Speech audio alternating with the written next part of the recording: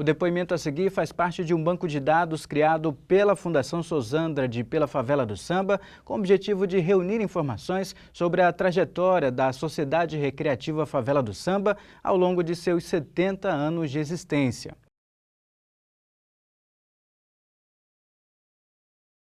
Repete o assunto. Sim. Porque tem não sei o quê. Tem o quê? Entendi. A minha pergunta não vai aparecer, tá? Então vamos lá. Gravando. Sim. Primeira coisa, eu vou te perguntar quem é você. Aí você se qualifica. Eu sou Coracinha, dá teu nome, tua idade, o que é que tu faz, o que é que tu estuda, tá? Que depois é que eu vou entrar na história da escola, tá? Ok. 3, 2, 1. Quem é você? Eu sou Ivan Coracinha, tenho 37 anos de idade, sou músico, sou vigilante, sou uma pessoa que sou apaixonado pela favela do samba e ao longo de toda essa trajetória da escola a gente vem contribuindo dentro das nossas possibilidades, dentro do nosso tempo, da disponibilidade, enfim, Ivan Coracinha, intérprete da favela do samba, cidadão apaixonado pela escola. Como Ivan Coracinha chegou à favela do samba? Ivan Coracinha chegou na favela do samba na década de 90, pequeno ainda criança, frequentando as antigas rodas de samba da escola, levado por meu pai, na época intérprete da escola, o Coraça. E a gente, como criança, brincava muito na quadra da escola, catava tampinha para colocar dentro do fofão. E com o passar dos anos a gente foi se interessando em fazer parte mais diretamente da escola, como entrar na bateria. Fiz parte da bateria Mirim durante alguns anos. Depois da bateria Mirim, fiz parte da bateria adulta durante alguns anos também. E com o passar dos anos a gente foi se interessando pelo estudo musical, virei intérprete e hoje estou como intérprete da escola. E ser intérprete da escola é contribuir não só para a história da favela do samba, mas para a cultura que a gente gosta tanto. Você falou que participou da bateria Mirim. Você podia relembrar um pouco como era essa prática? Participar da bateria Mirim era participar de uma oficina. As crianças na época tinham aquele anseio, aquela vontade de participar. Graças a Deus tinha o interesse das crianças participar das atividades da escola. E a parte da bateria era sempre uma parte que chamava muita atenção das crianças. Então não foi diferente comigo. Eu comecei a aprender a tocar tamborim, inclusive nas tampas de panela da minha mãe, amassei tantas. E passei pela bateria Mirim, na época com o mestre Luiz Curió, me aperfeiçoei no instrumento e assim migrei para a bateria grande, no caso a bateria principal da escola. Você tocava o que mesmo na bateria Mirim?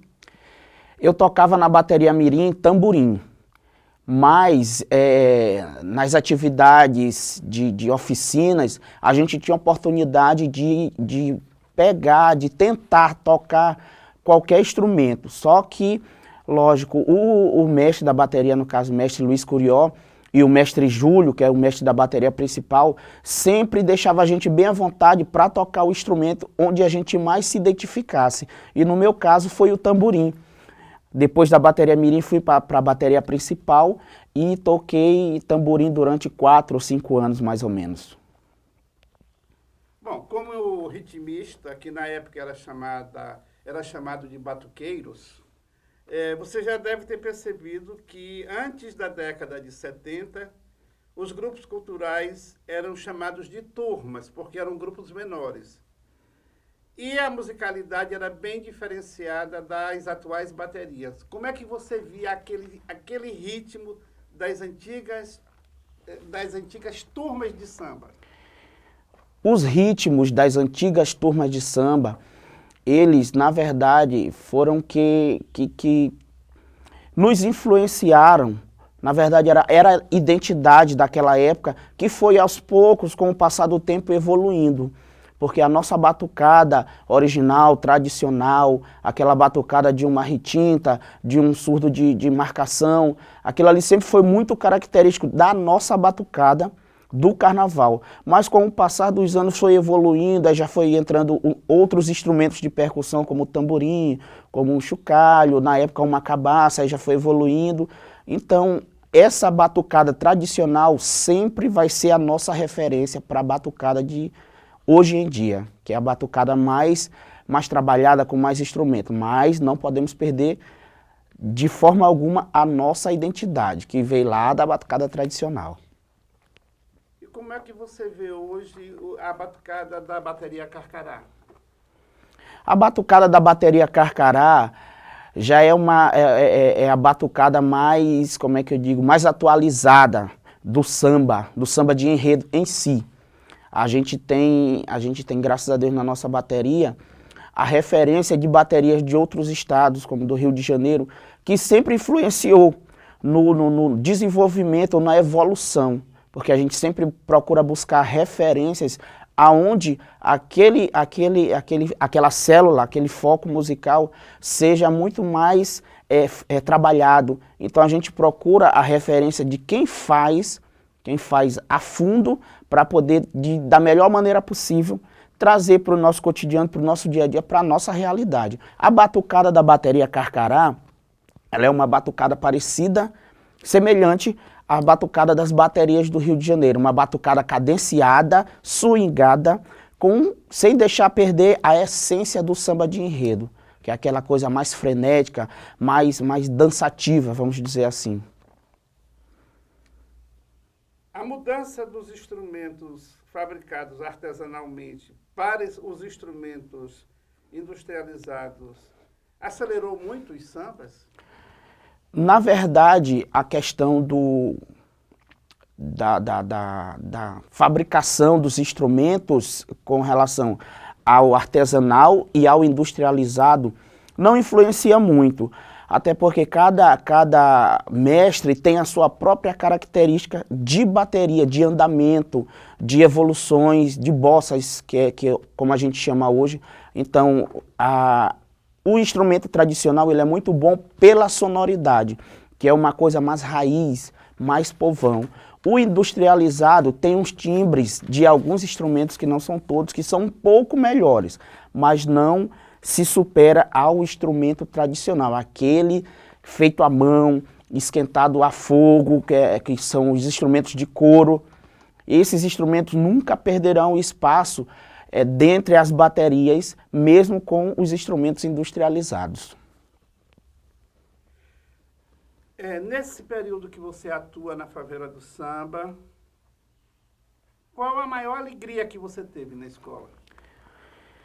A maior alegria que eu tive na escola é difícil de falar porque foram tantas, mas a gente pode citar a questão dos anos em que a favela foi 7 vezes campeã consecutivas do carnaval, e eu destaco um ano, que foi o ano de 1998, em que a favela desfilou com o tema Esperança que Balança Mas Não Cai. Esse ano eu ainda fazia parte da ala de tamborim da bateria da escola, eu ainda não era intérprete.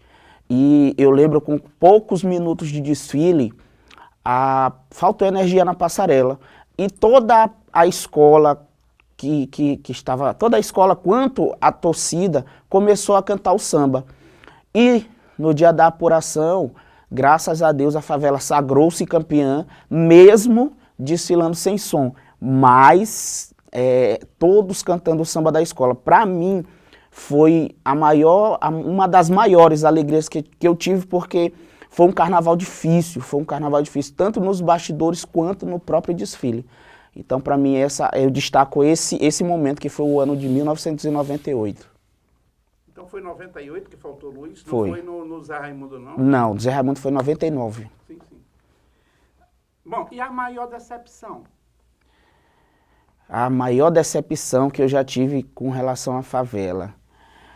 É difícil falar, porque quando a gente é apaixonado, quando a gente ama, a gente tem momentos desagradáveis, a gente se decepciona, mas assim, são momentos que com o passar do tempo, se superam.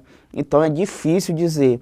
Decepção a gente tem em todo lugar, né? Mas assim, na favela a gente se chateia, melhor dizendo, a gente se chateia com algumas situações, mas com o passar do tempo, graças a Deus, tudo volta ao normal e o amor continua a paixão, as amizades, o carinho entre as pessoas, porque a favela do samba, graças a Deus, tem esse sentimento maior que é de família.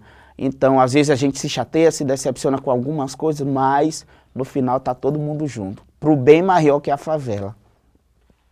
Coracinha, você era a segunda voz da escola quando passou a integrar o elenco de de intérpretes. Aí teve um momento que o intérprete principal saiu, era Luiz Carlos Pinheiro, vovô.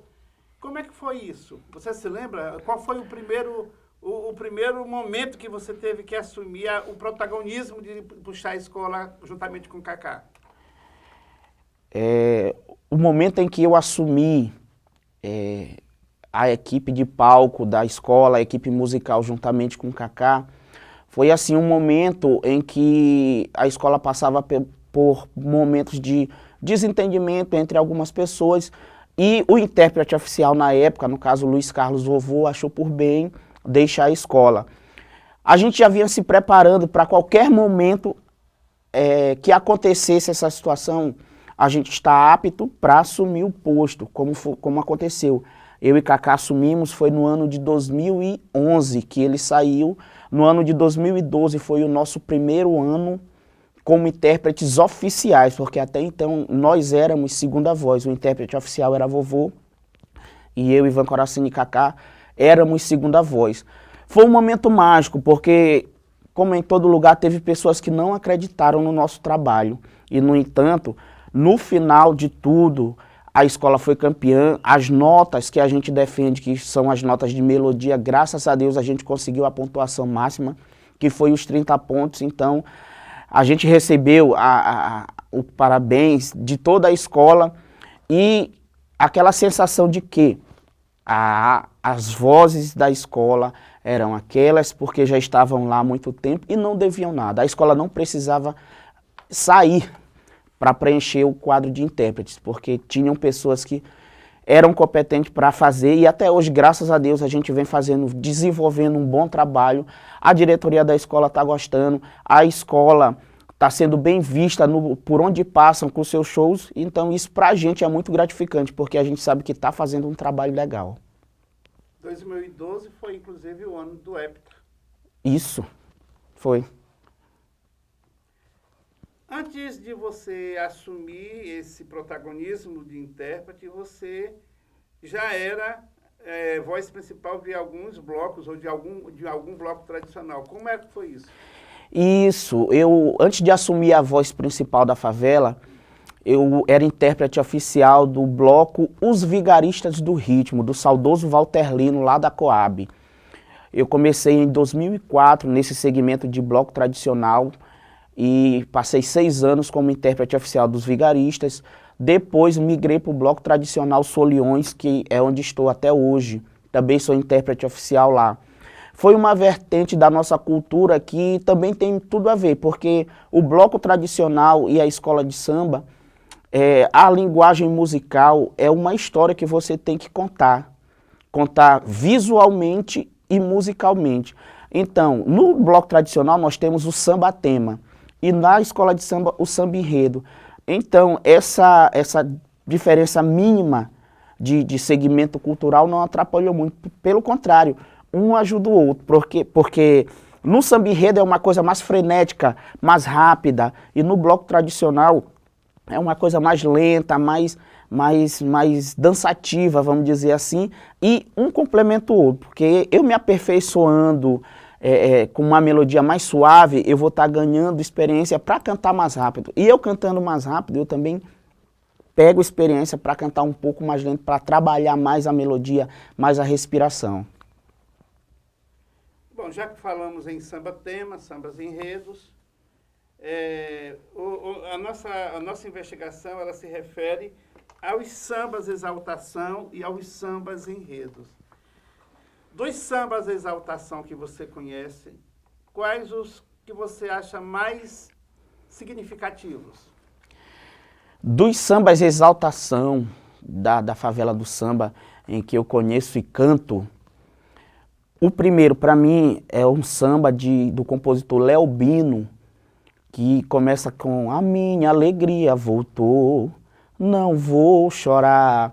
Esse samba exaltação, eu acredito que para quem é favelense, ele é um samba muito forte, porque quando a gente começa as atividades e o projeto do carnaval do ano seguinte, a gente não pode começar sem cantar essa música. É uma música muito emblemática.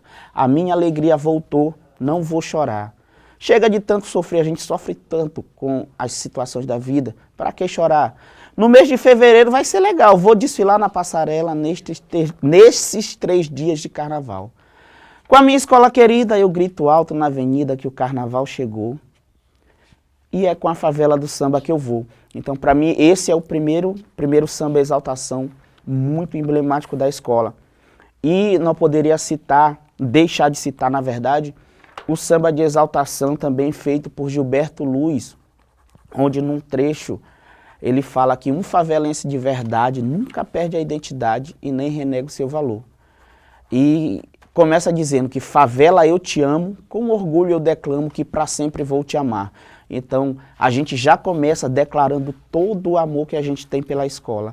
Então esses sambas para mim são os sambas exaltação mais emblemáticos que a favela do samba tem. Dá para passar aí a capela dos dois? Com certeza, vamos fazer a capela do samba do compositor Léo Bino. A minha alegria voltou, não vou chorar. Chega de tanto sofrer, pra que penar? Nesse mês de fevereiro vai ser legal. Vou desfilar na passarela, eu vou nesses 3 dias de carnaval. Com a minha escola querida, grito alto na avenida que o carnaval chegou. Oh, oh, oh, é com a favela do samba que eu vou. Oh, oh, oh, é com a favela do samba que eu vou. E do compositor Gilberto Luz, que diz: favela, eu te amo, com orgulho eu declamo que pra sempre vou te amar. Azul, amarelo e branco são as cores de um manto que jamais se rasgará. Teu canto de alegria ou tristeza só aumentam a certeza que é tão grande o teu valor. Um favelense de verdade nunca perde a identidade, nem renega o teu amor. E a nação favelense, tá todo mundo aqui. A nação favelense não tem medo de lutar. Favelense é Carcará e nunca vai te abandonar. Nunca, a favela do samba é amor. Dos sambas de exaltação, qual o mais antigo você se lembra? Dos sambas exaltação, o mais antigo que eu lembro é um trechinho que a gente canta até hoje, inclusive em gravações mais recentes dos sambas da escola. É um trechinho que eu acredito que seja de Tanel e Scred, que diz: ela, minha amada favela, pedaço do meu coração, diz aí. Ela, minha amada favela, pedaço do meu coração. Que esse samba é da década de 80. E como eu nasci na década de 80, mais precisamente em 83, antes de nascer, esse samba já era um samba da escola, já era um samba exaltação. E dos sambas enredos, quais os mais significativos ou os que você mais gosta? Dos sambas enredos que a gente mais gosta e que acha significativo para a escola, a gente pode citar o samba que a escola falou A Menina dos Olhos do Mundo, que foi 2012, o carnaval em que as agremiações fizeram homenagens aos 400 anos de São Luís. Esse é um samba muito emblemático, muito para cima, onde a favela realizou um belíssimo desfile e graças a Deus nós sagramos campeões do carnaval. Tem também o samba que foi feito em homenagem ao Gesiel, Sua alma ainda vive, Gesiel. É um samba que quando a gente canta em qualquer apresentação, ele é um samba muito aceito e emotivo por quem viveu aquele momento da favela do samba, porque também foi um samba que a escola foi campeã do carnaval. Antes dele teve o samba que a escola homenageou o teatro. A cortina se abriu, a plateia aplaudiu, entra em cena minha favela. Então esses são sambas que aonde a bateria da escola, onde a favela do samba estiver, eles não podem deixar de ser cantados, porque são sambas que a cidade abraçou e a escola em si. Se emociona muito quando a gente canta esses 3 sambas. E qual samba que você acha que ia acontecer na avenida e não aconteceu? Foi meio decepcionante. O samba em que a gente achava que ia acontecer na avenida foi o ano em que a favela fez uma homenagem para si própria. Que nesse ano a gente teve muitos problemas de bastidores, tanto na quadra quanto no próprio desfile. E faltou muita coisa, apesar dos esforços que a diretoria fez, mas infelizmente a favela não fez um bom carnaval. E foi um samba que diz, e lá vem ela, aplausos pra deusa da passarela, abram as cortinas, o show já vai começar. Era um samba muito forte de Luzian Filho e Josias Filho, mas infelizmente foi um samba que não aconteceu na passarela. A favela não fez um bom carnaval e consequentemente nós não ganhamos o título. 2014. 2005. A favela 2005? Foi. Não, 2015. Minto, 2015. 2005 foi Admir. Sim. 2014 foi aquele samba que era de 2013, que não teve Justo, carnaval. 2014, realmente. Foi esse. Tá. Que era um samba muito bonito e teve gente que foi dizer que o samba era uma machinha. Isso. Não esqueço aquele infeliz jurado que é regueiro, não me lembro o nome dele agora. Mas Pois é, esse samba era um samba muito bom, mas não era aconteceu. Um samba muito bonito. Bom, e qual o melhor samba produzido na história da favela? O melhor samba produzido na história da favela. É difícil dizer porque a gente está envolvido em todas as produções dos sambas da época desde 1999 até hoje. Mesmo como ritmista, como intérprete, a gente sempre está envolvido junto com o mestre Júlio, tanto na produção, na criação das paradinhas, quanto a partir do momento que a gente entra no estúdio. Cada ano que a gente faz uma produção, que a gente produz e grava um samba da escola, a gente faz com mais amor para que essa produção seja melhor do que a do ano anterior. Então é um pouco difícil, é complicado de dizer, essa aqui foi a melhor. Mas assim, todas foram maravilhosas e a gente espera continuar fazendo esse trabalho, porque graças a Deus, sempre que o trabalho da favela, o samba de enredo da favela, a gravação em si, ela é muito esperada não só pelos componentes da escola, mas como toda a sociedade de São Luís espera. Vamos ver como é que vai vir um samba da favela. E graças a Deus nós temos o carinho, vamos dizer assim, de fazer um trabalho bem feito para que seja bem aceito pela sociedade e pela escola, claro. E tem aquele samba que a gente não botava muita fé, mas que na avenida aconteceu. Tu poderia destacar algum? O samba que nós não acreditávamos que ia acontecer e na avenida aconteceu, eu lembro muito bem. Foi no carnaval de 2003, se não me falha a memória, que homenageamos o Souzandrade, que foi um samba que o refrão dizia: Cururupu e Codó, eita Codó, na libertação, libertação, negro, branco, índio, bandeira do Maranhão. Então esse samba, quando o compositor JB, que é o compositor do samba, ganhou o concurso na escola, as pessoas não acreditavam que esse samba fosse pegar. Mas, graças a Deus, a favela fez um belíssimo desfile. O samba contagiou a história do Cururupu e Codó. Eita, Codó, foi a sensação da passarela. Todo mundo, quando a gente cantava a primeira parte, Cururupu e Codó, todos respondiam, eita, Codó, na maior animação. Então foi um samba que ninguém acreditou, mas que explodiu na passarela e a favela foi campeã com Souza Andrade. Graças a Deus.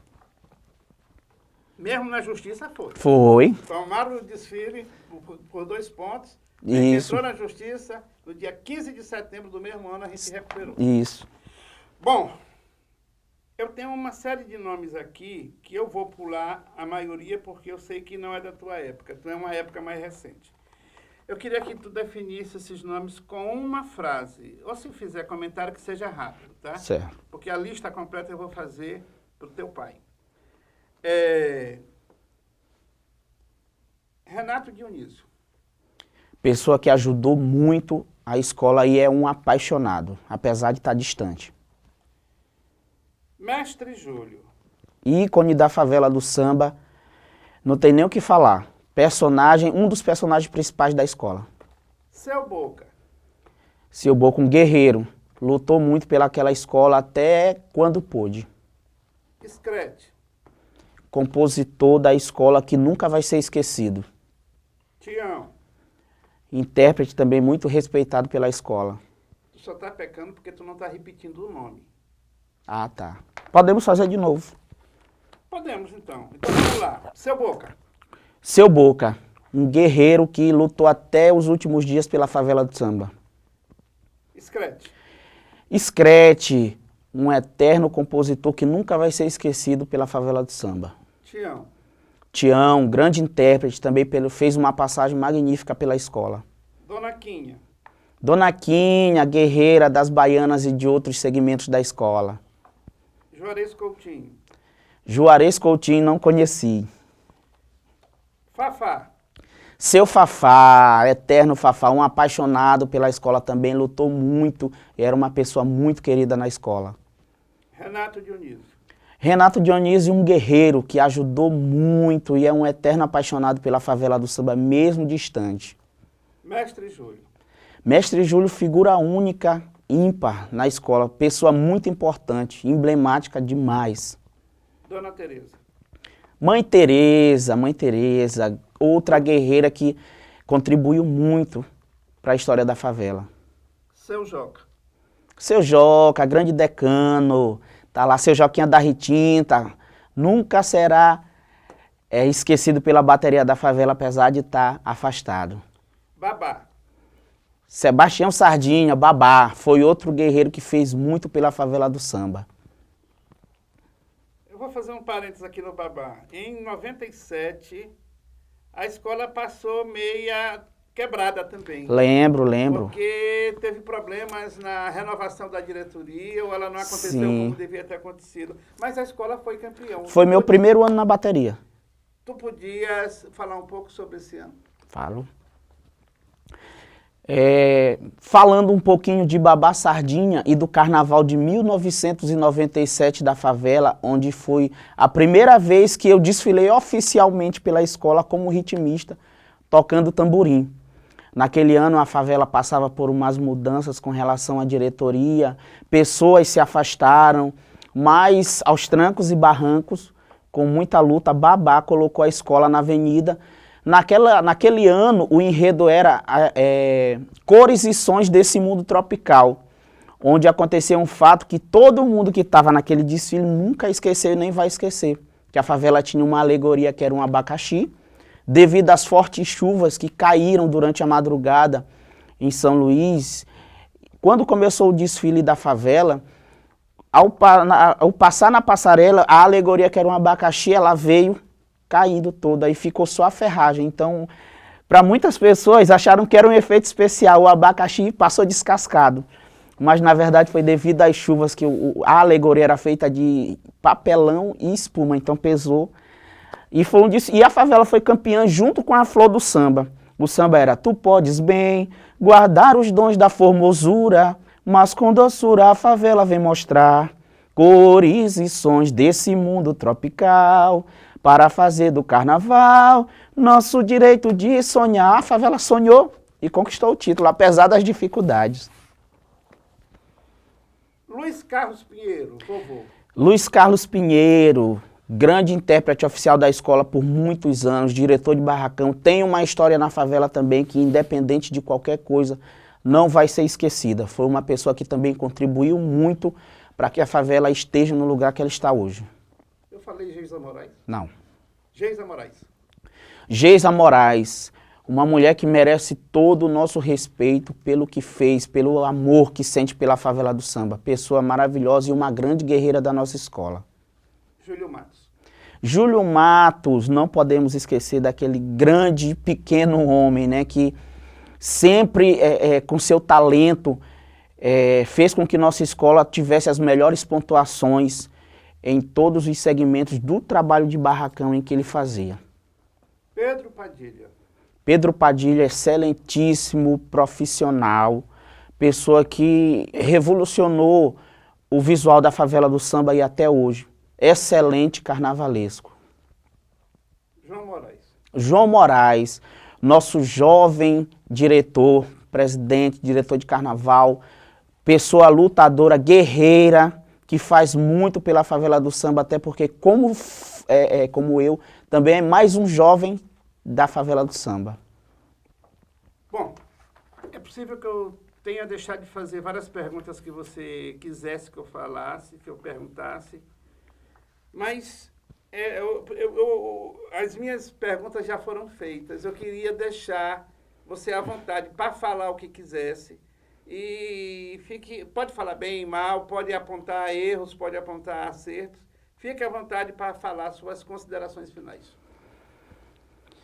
Ser favela do samba, amar a favela do samba, é trazer na veia o sangue da nossa cultura. Fazer parte da favela do samba é fazer parte de uma família em que nós nos respeitamos, nós amamos o que fazemos. O carnaval de Passarela, o carnaval de São Luís do Maranhão. Fazer parte da favela do samba, para muitos é uma honra, é um orgulho. Para mim, falo por mim, Ivan Coracinha, é um orgulho fazer parte, poder vestir uma camisa da favela do samba, poder sair nas ruas e ser reconhecido. Olha, ele é da favela, ele é o intérprete da favela. Isso é fazer com amor.